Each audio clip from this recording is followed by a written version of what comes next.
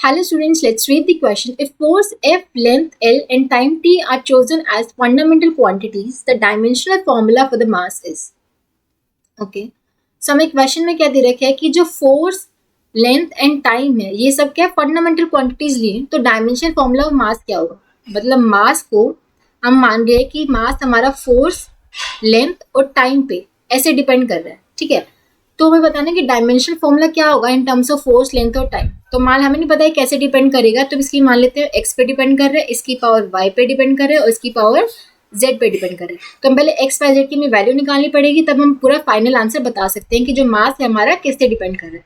अब यहाँ पे हम डायमेंशन एनालिसिस का यूज करेंगे। अब मास के डायमेंशन क्या होते हैं? एम। फोर्स के डायमेंशन क्या होते हैं? M L T minus two, ठीक है।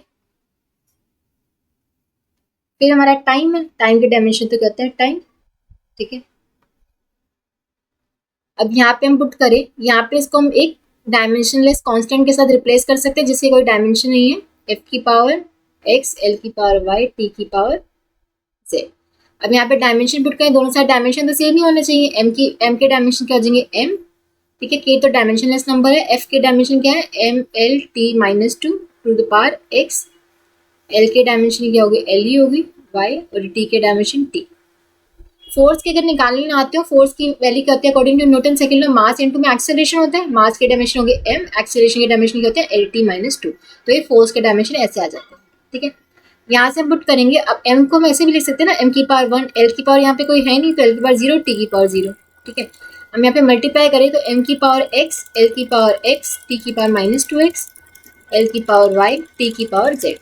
अब हम सारी पावर्स एक साथ कर लेते हैं। एम की पावर तो एक्स ही है सिर्फ यहाँ पे, एल की पावर एक्स प्लस वाई हो जाएगा, ये यहाँ पे भी है, यहाँ पे भी है।